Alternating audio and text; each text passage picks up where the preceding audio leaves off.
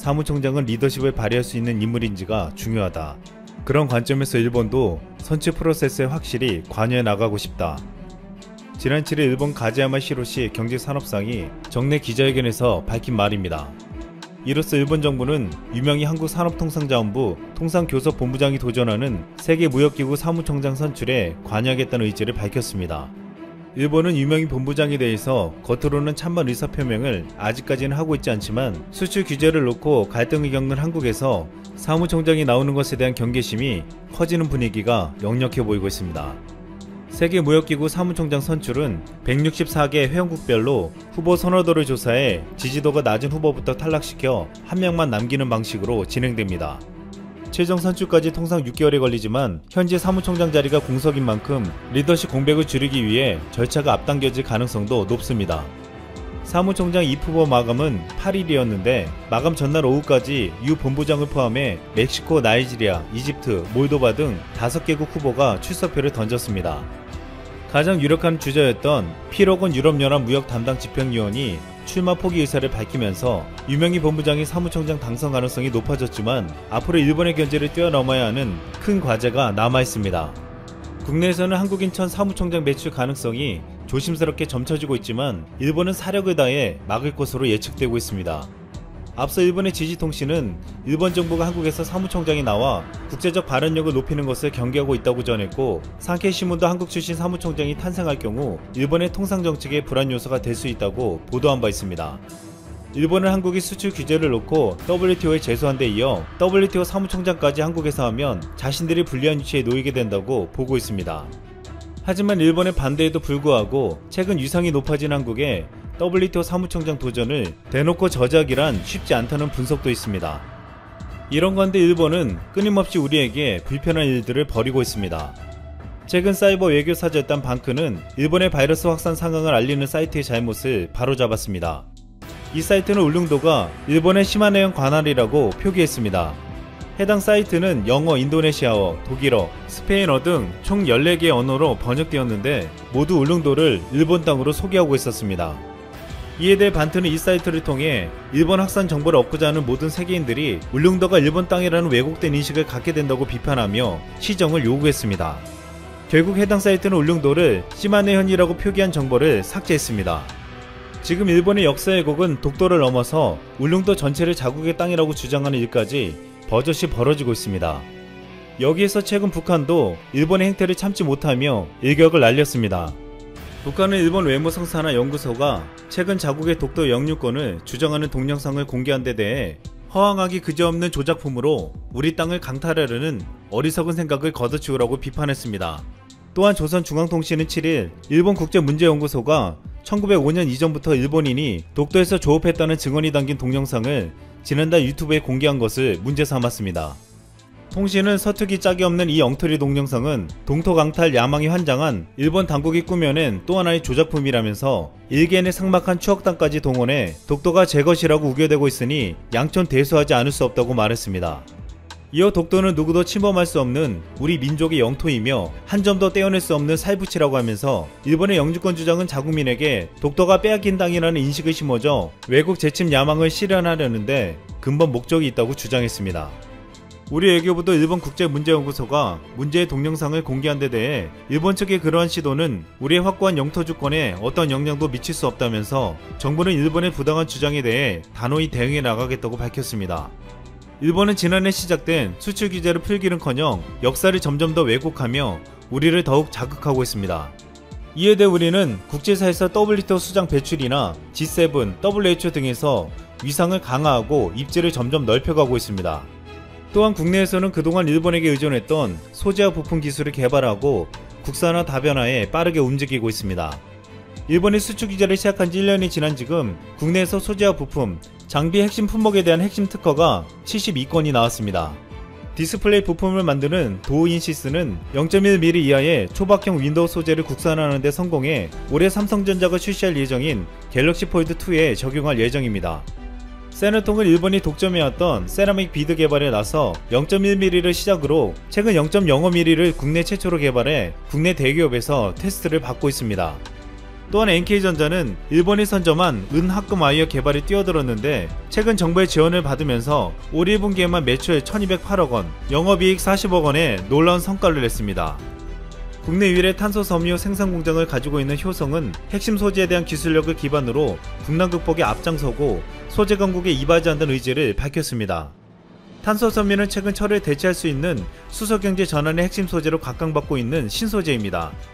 현재 세계에서 탄소 독자 기술이 있는 곳은 4곳으로 이 중 일본이 3곳이며 한국에는 효성이 있었습니다. 일본과의 무역 마찰로 탄소 섬유가 전략 물자 중 하나로 떠오르면서 국내에서 유일하게 탄소 섬유를 생산하는 효산 첨단 소재의 전주 공장에 대한 관심도 높아지고 있습니다. 이같이 소재, 부품, 장비를 일컫는 소부장이 있어서 국내 대기업과 중소기업의 노력은 결실을 맺고 있으며 미래를 함께 준비해 나가고 있습니다. 하지만 아직도 소부장 기업이 대부분 중소기업인 만큼 인력이나 자본력이 부족할 수밖에 없고 원천 기술이 없어서 예상하는 것만큼 빨리 결과가 나오지 않을 수도 있다고 보고 있습니다. 이에 시간을 벌기 위해서는 수출 다변화와 일본에서의 수입도 바로 중단할 수 없다고 보고 있습니다. 이에 지난달 30일 코트라가 일본 화학소재 기업을 상대로 연 온라인 투자 설명회가 주목받고 있습니다. 그동안 일본 정부의 수출 규제를 피해서 한국으로 오려고 하는 기업들이 많았습니다. 일본의 화학소재 기업들은 한국의 기업들에 대한 공급선이 끊기면 사장될 수 있다는 위기감에 한국으로 옮기는 데 큰 관심을 보이고 있습니다. 이 때문에 이번 웹세미나에서는 일본 기업인 약 230명이 참석해 한국 화학산업 현황과 투자 절차에 대한 설명을 들었습니다.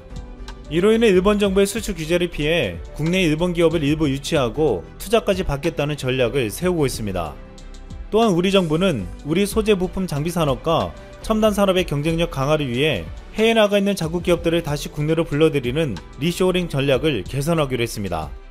지난 2월 와이어링 하니스 사태라는 충격적인 사건이 벌어졌습니다. 중국에서 자동차에 신경망 역할을 하는 작은 부품을 가져오지 못했을 뿐인데 자동차 공장이 셧다운된 것입니다. 현대차는 해방 직후부터 자동차 국산화 작업을 시작해 99%까지 올려놓았습니다. 한때 일본에 의존해 자동차 산업을 시작했으나 기술 자립을 이뤄낸 것입니다. 하지만 가격에 비해 인건비가 많이 드는 와이어링 하니스라는 전선 뭉치를 몇 년 전부터 중국 제품에 의존해왔습니다.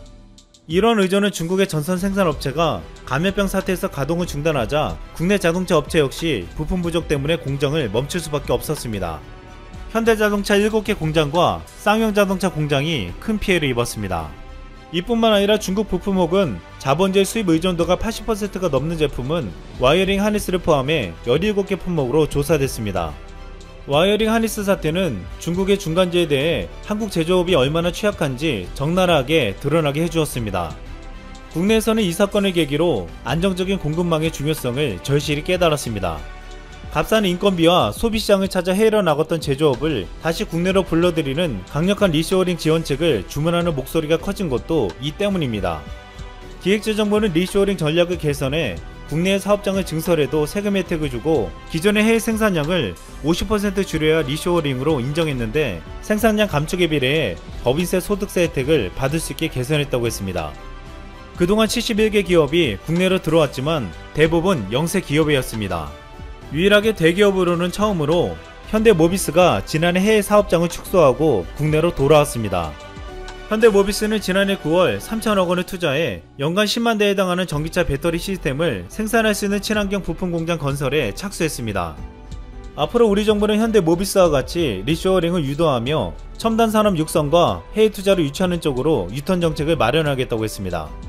전 세계가 리쇼어링 경쟁을 하는 가운데 한국은 더 적극적이고 과감한 정책을 세우며 이번 K방역을 통해 가장 안전한 생산기지라는 이미지로 더 많은 기업과 투자를 유치하겠다는 전략을 세우고 있습니다. 일본에서 지난 5월 대한국 수출이 11년 만에 최저 수준으로 떨어진 것으로 나타났습니다. 한국무역협회와 일본 관세협회에 따르면 지난 5월 일본의 대한국 수출액은 작년 5월보다 18.0% 급락한 3,293억엔, 한화로 3조 6천억원으로 집계되었습니다. 이는 2009년 2월 이후 11년 3개월 만에 최저 수준입니다. 전문가들은 철강, 반도체, 석유 제품 등에서 감소폭이 컸다면서 바이러스 여파로 인한 수요 감소, 철강과 석유 제품의 글로벌 공급 과잉, 한국에 대한 수출 규제와 그로 인한 한국 내 일본 제품 불매운동 등이 복합적으로 작용한 것 같다고 분석했습니다. 일각에서는 수출 규제를 하는 일본의 자충수로 인해 그동안 심각한 무역 불균형이 앞으로 해소될 것으로 기대하고 있습니다. 한국은 수출 규제를 통해 소재와 부품의 국산화를 이뤄가며 더 튼튼한 경제구조를 만들고 있고 바이러스 사태를 이겨내면서 가장 안정적인 생산기지로 불리며 국제무대에서 한국에 대한 언급이 자주 나올수록 거북해하는 일본 언론들이 다시 한번 놀라고 있습니다. 바로 한국이 유니세프 집행 이사국으로 다시 한번 선출되었기 때문이고, 이는 2006년부터 6회 연속이며 2021년부터 23년까지 3년간의 임기를 수행합니다. 집행이사회는 유니세프 주요 사업과 행정에 대한 핵심 의사 결정 기구로서 UN 경제사회 이사회에서 선출하는 36개국으로 구성되며, 미국 뉴욕에 본부가 있는 유니세프에서 한국을 포함해 모두 14개국이 새로 뽑힌 것입니다. 어떻게 보면 별것 아닌 것 같은 유니세프 집행이사국 선출입니다만, 일본 언론에서는 불편함을 감추지 못합니다. 왜냐하면 이 건은 WTO 총장 선거를 앞두고 전초전적인 성격을 갖는다면서 한국이 선출되었다는 것입니다. 한국에서도 그렇게 주목받지 못한 소식인데, 일본에서는 이에 관련한 뉴스도 전하고 있는 것은 아무래도 한국이 국제무대에서 최근 두드러지게 활약하는 것에 대해서 신경 쓰는 모양새가 아니냐는 것입니다. 특히 WTO 총장 선거 후보 이후에 일본 각종 매체에서 한국이 WTO 총장을 하면 안 된다는 보도가 자주 나옵니다. 이러한 보도에 관해서 일본 대중들 역시 유니세프와 WTO는 아무런 상관이 없다고 불쾌해하면서도 국제기구에서 한국이 활약하게 둬서는 안 된다고 말합니다. 한 네티즌은 유니세프는 전세계의 불우한 사람을 돕는 기구라서 신뢰성이 중요하지만 한국은 국제적 약속을 매우 가볍게 여기는 나라이므로 유니세프의 집행이사국으로 부적절한 것을 알 수 있다고 불만을 드러냈습니다. 실제 일본은 WTO에 한국 후보가 올라간 것에 대해서 좀 더 노골적인 반대 의견을 내고 있는 상황입니다. 특별히 한국에 대한 낙선 운동까지 하고 있다고 하는데, 교도통신의 보도에 따르면 일본 정부는 WTO 사무총장 후보로 나선 이들 가운데 나이지리아 또는 케냐 출신자 중 한쪽으로 좁혀 지지하는 방향으로 조율 중이라고 합니다. 일본은 8명의 후보자 중에 오콘조 이에라와 모하메드가 둘 다 강요를 지냈고 풍부한 국제 실무 경험이 있어 적임자라고 판단했다는 것입니다. 보통은 같은 대륙에 지지를 하는 게 관례입니다만 먼 아프리카를 골랐습니다. 일본 외무성의 한 간부는 유 본부장에 관해 공평 중립성이 담보될지에 대한 불안이 있다는 의견을 밝혔으며, 그가 나이지리아 케냐 후보만큼 지지를 얻지 못할 것이라는 관측에 힘이 실리고 있다고 교도는 전했습니다. 일본 총리 관저의 한 관계자는 일본이 유 본부장을 지지하는 것은 있을 수 없다고 강조했다고 통신은 덧붙였습니다. 양국 간의 WTO 수출 규제 소송이 진행 중인데 한국이 수장을 하는 게 말이 되냐는 것입니다. 이에 관해 일본에 거주하는 한국인들은 일본에서 코로나19 이후 한국과 비교하는 일이 잦아졌다고 전합니다. 특히 최근 코로나19가 폭발하면서 한국 대비 수배에서 수십 배까지 확진자가 늘어나는 모습이 나오며, 한국이 세계적인 방역 강국이 맞다고 인정할 수밖에 없는 국면이 나오자 오히려 시샘이 심해지고 있다는 것입니다. 일본은 한국과 같이 똑같이 봉쇄를 해제했는데 한국과는 달리 전혀 확진자 컨트롤을 못하는 것이 분하다며 K방역에 대해서 부러워하는 동시에 내심 지금이라도 도움을 요청해야 한다는 이야기가 나오고 있습니다. 도쿄올림픽 조직위원회는 올림픽을 위해서 28만 회 분의 PCR 검사를 대대적으로 할 수 있어야 한다고 추산했습니다. 그런데 이러한 보도가 나가자 이것은 일본에서 불가능하고 하루에 그만큼 전혀 소화할 수 없는 검사 숫자인데 어떻게 이것을 가능하게 할 것인가라는 의문이 들었습니다. 결국 PCR 진단키트와 검사 능력 등 각종 노하우를 확보한 한국에 적극적인 도움을 구해야 올림픽을 정상적으로 치를 수 있지 않냐는 의견도 나오고 있는 것입니다. 일부 지자체에서는 한국의 진단키트를 구해달라고 요구하고 있으나 일본 정부가 중심이 되어 도쿄올림픽을 치를 수 있도록 한국 정부에 정식적으로 지원 요청을 해야 하기 때문에 쉬운 문제가 아닙니다. 현재 아베 총리는 도쿄올림픽은 반드시 치르고 싶다며 대규모 입국 허용 조치를 지시한 상황입니다. 교도통신에 따르면 총리 관저에서 열린 코로나19 대책본부 회의에서 이런 지시를 했습니다. 그러면서 한국, 중국 등 12개국 지역과 입국 완화를 표명하면서 서서히 올림픽에 시동도 걸겠다는 것입니다. 도쿄올림픽에는 약 12만 명의 자원봉사자를 비롯해 만여 명이 넘는 선수가 일시에 밀집될 것입니다. 여기에 제대로 관객이 모일 경우 780만 명의 관객을 PCR 검사로 수행할 수 있는 능력이 있어야 합니다. IOC 바흐 위원장은 도쿄올림픽이 무관중 올림픽으로 치러지지 않기를 바란다고 언급한 바 있습니다. 무관중일 바에야 올림픽을 연기하거나 취소하는 게 맞다는 취지의 발언을 했고, 이것은 아베 총리도 마찬가지로 어떻게든 올림픽을 손해를 안 보는 방향으로 가겠다는 것입니다. 도쿄올림픽 조직위원회가 산출한 손익 계산서에는 올림픽을 취소할 경우에 수조 엔의 비용이 추가로 발생해 울며 겨자 먹기로 올림픽을 해야 한다는 것입니다. 또한 일본 경제 살리기 이슈는 당연히 포함되어 있습니다. 현재 일본에서 억지로 진행되고 있는 고투 트래블 캠페인도 이와 같이 일본 경제를 살려보기 위해서 진행되는 모습이라는 것이고, 아베 총리도 이런 흐름을 이어서 도쿄올림픽을 치러야 한다는 의지가 강합니다. 그러나 도쿄올림픽을 위해 최소한으로 필요한 28만 명 분의 PCR 검사에 대한 의견은 매우 회의적으로 나옵니다. 우선 현재에도 하루에 PCR 검사가 2만 건이라고 하는 일본 정부가 어떻게 대량 검사를 하겠냐는 것입니다. 또한 후생성 등이 2만 건이라고 말은 하지만 실제로 하루에 2만 건 검사가 가능한지도 의문이라는 것입니다. 현재 하루 1000명의 확진자가 나오고 있는 도쿄이지만 하루에 검사받는 사람들은 5000명 이하인 것으로 나옵니다. 후각, 미각을 잃고 고열을 앓는 등 몇 가지 증상이 동시에 나타나지 않는 한 검사도 잘 해주지 않는다는 의료기관의 후기들도 이를 반증하고 있습니다. 여기에 만약 780만 명의 관광객이 몰려든다고 하면 이를 전부 국가의 세금으로 무료 검사를 해줘야 하는 것도 당면한 재정적인 문제가 되는 것입니다. 올림픽이 치러지려면 일본에 입국하는 모든 외국인들은 PCR 검사 확인증을 지참해야 하지만 다시 한번 이들을 PCR 검사를 해서 음성 판정이 나와야 도쿄의 올림픽 경기장에 입성할 수 있습니다. 게다가 올림픽 관람 특성상 이들은 자가격리 없이 곧바로 경기장이나 숙소로 직행하기 때문에 만약 잠재적 코로나 양성인 경우 2주 내에 증상이 발현되어 올림픽 경기장을 휘젓게 될 것도 문제입니다. 이러한 총체적인 문제를 안고 있는 일본에 만약 한국질병관리본부팀이 파견되면 어떠냐는 것입니다. 각종 노하우를 가지고 있는 한국의 질본팀이 도쿄올림픽을 서포트 해준다면 좀 나을 수도 라는 의견을 제시한 한 일본 네티즌은 지금 상황에서 도쿄올림픽은 무리라며 한국과 협력을 말합니다. 실제 이러한 협력 관련 일본 노벨 생리의학상 수상자인 야마나카 시냐 교수가 한국이 가깝기도 하니까 지금 비록 관계가 안 좋더라도 고개를 숙이고 한국에 도움을 요청하는 것이 어떨까라며 의견을 밝혔습니다. 그러나 현재 고우투 캠페인이 진행되는 상황을 보면서 일본의 의료계에서는 도쿄올림픽은 불가능하다라며 아베 내각에 찬물을 끼얹는 발언을 하고 있습니다. 일본 매체의 인터뷰에 익명을 요구한 의료 전문가는 도쿄올림픽을 강행하려는 아베 내각은 지금 고우투 트래블을 강행하려는 모습과 판박이라고 말하면서 만약 도쿄올림픽을 해외 관광객까지 포함해서 받는다고 한다면 그야말로 일본의 재앙이 될 것이라며 사실 지금도 도쿄의 확진자는 축소 발표되는 게 확실하다는 취지의 설명을 곁들이기도 했습니다. 이와 관련해 일본의 데일리 신문은 현재 도쿄가 확진자 숫자를 조작하고 있다는 구체적인 정황을 제시했습니다. 신주쿠의 카부키초는 도쿄의 확진자가 가장 많이 나오는 스팟으로 일본 당국은 유흥업소를 집중 조사하기로 방침을 정하는 등 가장 주목해야 하는 장소로 꼽습니다. 실제 도쿄의 확진자 30% 정도가 신주쿠에서 나왔는데 일별 데이터를 보면 매일 60에서 90명 정도의 확진자가 나오다가 3, 4일에 한 번씩 2명으로 줄어든다는 것입니다. 이에 대해 오사카대의 나카노 교수가 한마디 합니다. 나는 도쿄의 데이터를 보고 너무 이상함을 느꼈다.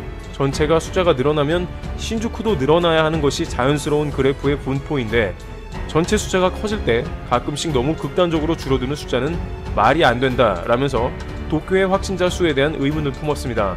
그는 이러한 일이 실제 일어날 확률이 10억 분의 1에 불과할 정도로 말도 안 되는 수치라고 지적합니다. 일본의 확진자 숫자가 이상하다는 것은 해외 언론이 수차례 3월부터 지적해 온 바 되었지만 최근 들어서 확진자가 급증하면서 역학조사라든지 자세하게 차트를 들여다보고 있는 전문가들이 갸우뚱하고 있다는 것이 작금의 현실이라는 것입니다. 이에 관해 신문은 고우투 트래블 캠페인을 위해서 불안감 조성을 차단하기 위해 의도적으로 가장 숫자가 많은 도쿄 확진자를 줄이는 게 확실하다는 결론을 냅니다. 한편으로는 팩스 집계라는 수동 집계 방법을 통해 핑계를 대버리면 그만이라는 의견도 나옵니다.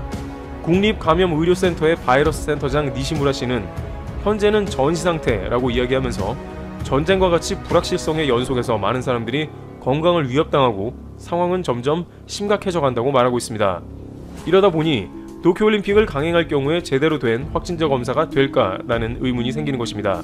IOC는 일본의 확진자 검사와 정확한 전산 상태를 보려고 할 것인데 일본 당국이 확진자가 많이 나오게 되면 올림픽이 사실상 망하게 되는 것과 다름이 없으므로 코로나 확진자 정보를 은폐하게 될 것이고 결국 도쿄올림픽은 코로나 정보를 제대로 알 수 없는 위험천만한 올림픽이 될 가능성이 매우 크다는 것입니다.